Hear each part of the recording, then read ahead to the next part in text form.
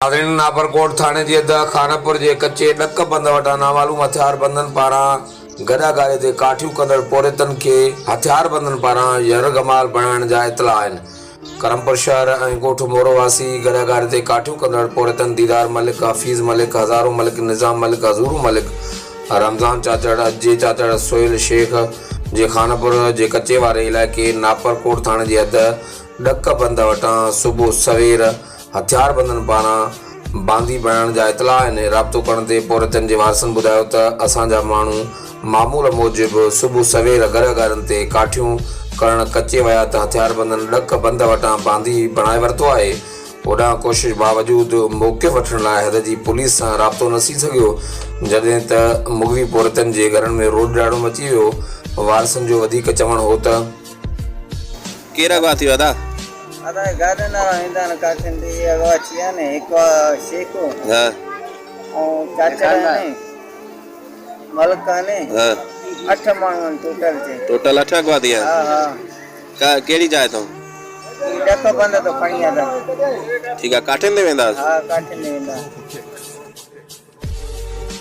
शिकारपुर जिले जो डोना सब खत्म कयो बाबा। असां गरीब हूं, करापुर शहर में वेठल आहियूं। शबीर अली खान दे कुरान खणी शबीर खान पी रहे बाबा कच्चे डोन ने खत्म कई वञे न। असां मिस्किन खे मारे बंद ते खुचो कयो वेंदा। असां मिस्किन हिन मथां ज़ुल्म चला, हिन मथां डोना फिरजूं।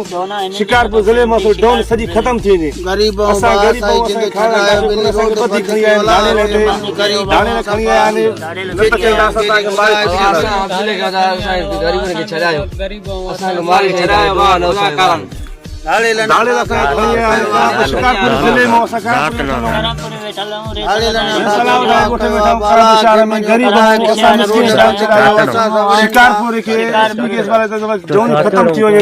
चाचड़ वाला के मन आयो गरीब आयो रोजी करण वाला जिंदो छडायो बेली कुरान जिंदो छडायो मलिक ज़ात जा करापुर शहर वेठल शबीर अली खान का पीले शबीर अली खान दे कुरान खणी वञो।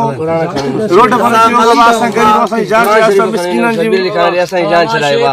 मुंहिंजो नालो सोहेल आहे बाबा। मुंहिंजो नालो हफ़ीज़ लाया बा मलिक का। तुझो नालो छा? दीदार बा, दीदार बा। मुंहिंजो नालो अनवर मलिक बाबा करापुर शहर वेठल असां गरीब।